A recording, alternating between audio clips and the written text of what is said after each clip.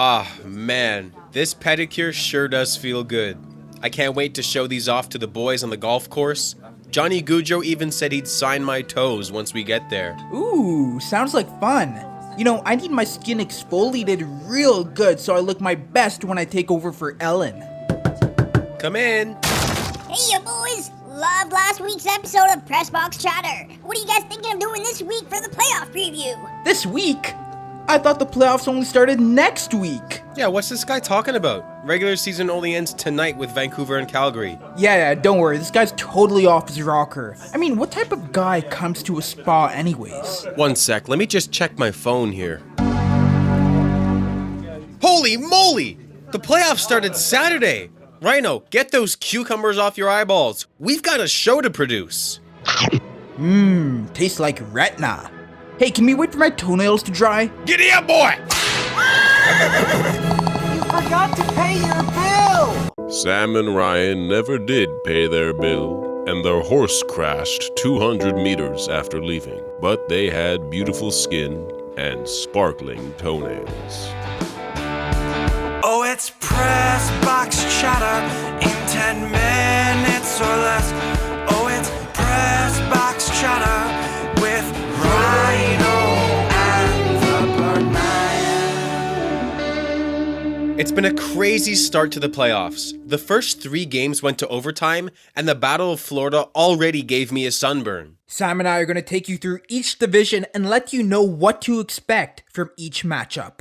But before we begin, we would like to remind you that these episodes are all scripted, pre-recorded, and edited on Tuesdays. Therefore, we don't have a clue as to what the went down in the Tuesday night games. The Central Division. The Tampa Bay Lightning won Game 1 in the first ever Battle of Florida. This game was one of the best I've seen all season. Exactly the type of game the state of Florida needed to showcase what hockey is all about. You're absolutely right, Sam. In fact, I was able to track down a local Florida sport hardo riding his crocodile who was lucky enough to attend the game. Let's welcome on Carter Buffett. Hey, Press Box Splatter. Not really much of a hockey guy, more of an NFL, college football, baseball type of guy. But I was lucky enough to find a couple of Game 1 tickets in the sink of a porta potty by the beach. Was gonna sell them, but they only had like a $13 value. Surprising since the seats were front row. So Carter, tell us what you liked about this incredible hockey game. Yeah, well, it was my first game ever. Real fast that game is. These guys were going back and forth for 60 minutes. I felt out of shape just watching. The teams were jawing at each other all night, scrums after every whistle. And that guy, Nikita Kucherov of the Lightning, 2 goals and absolutely crazy assist. I mean, he's pretty darn good. I really fell in love with hockey after this game. I already got my season tickets for the Panthers next year. Only sent me back $56. $56? That's an Applebee's dinner for 6. Sam Bennett was suspended for 1 game for boarding Blake Coleman. Did you happen to see that hit? Oh yeah, it was right in front of me. The plexiglass even hit me. Swallowed my hot dog whole. Pretty sure Bennett's mustache went right up my nose and touched my frontal lobe too.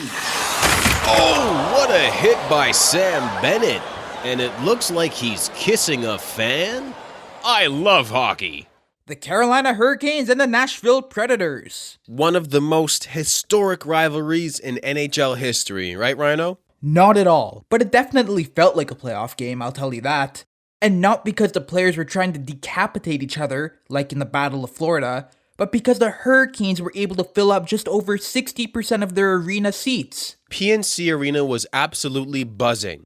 Just listen to the video that Forsyth Applestein sent us. This is crazy, Sheldon! 12,000 fans! That's the most in an arena since last year! You brought in a cat's ear? No! I said there are so many fans here! You want me to get you a glass of beer? Hey, you see that Jordan Staal goal? 2-1 Hurricanes! I never watched Little Mermaid! The West Division. St. Louis Blues captain Ryan O'Reilly guaranteed a series win over Colorado. O'Reilly went as far as saying he'd shave his beard and fight Brett Hull after he downs a 2-4 of Bud Light if the Blues lose. I wouldn't be too worried if I were an Avalanche fan. They just won the President's Trophy, which is the trophy awarded to Joe Biden's favorite team, Game 1 of the series, and Landeskog beat the brains out of Braden Shen en route to a Gordie Howe hat trick. Oh, we should also mention that Jordan Binnington was an absolute stud. 46 out of 49 saves, and he also tried to fight Grubauer at the end of the game. Hey Grubauer, let's make a deal. Gruby, look at me when I talk to you. Look, if we switch teams, I'll give you my cup ring from 2 years ago. The Minnesota Wild won 5 of 9 matchups against Vegas during the regular season and kicked off the postseason with a tightly contested 1-0 overtime win.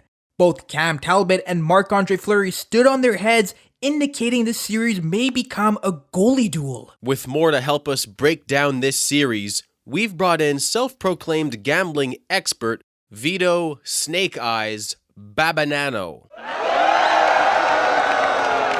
Yo, what up, fellas? I heard yous need some betting advice. Well, yous have come to the right guy. Basically grew up in Caesar's Palace. Been betting since I was 3.5 years old. I'm 45 now. I got a 1998 Toyota Paseo with a killer spoiler. Wicked. I guess you could say I'm doing pretty good. Anyways, look, I don't like to have favorite teams, otherwise my bets can get too emotional, you know what I'm saying? The playoffs are all about upsets. The Wild are going to shock the world and fill my bank account. Wild in 6. Cam Talbot's going to go on a run. And if I'm wrong, you can find me on the corner of the Vegas Strip selling my for The East Division. In Game 1, the Washington Capitals beat the Boston Bruins 3-2 in overtime. Goalie Vitek Vanacek pulled his groin during the first period, which, according to Sportsnet analyst Kelly Rudy, is Vanacek's fault for not stretching properly. Which is just like telling your waiter it's their fault the food is raw, Too hot, undercooked, moldy, overcooked, alive, and cold.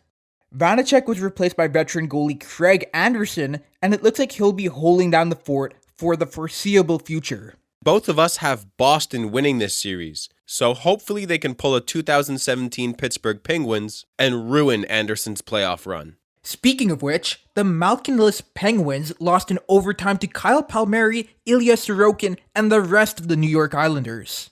The big storyline in this series is New York's stellar defense and Pittsburgh's dominant offense, led by Sidney the Kidney. The Islanders had the second lowest amount of goals against this season, but gave up at least 3 goals in 6 of their 8 games against Pittsburgh this year. Sounds like a lot of math. What are you saying? At this point, I don't know anymore. I'm so sleep deprived from... Sam, wake up! I'm here. Islanders in 3. The North Division.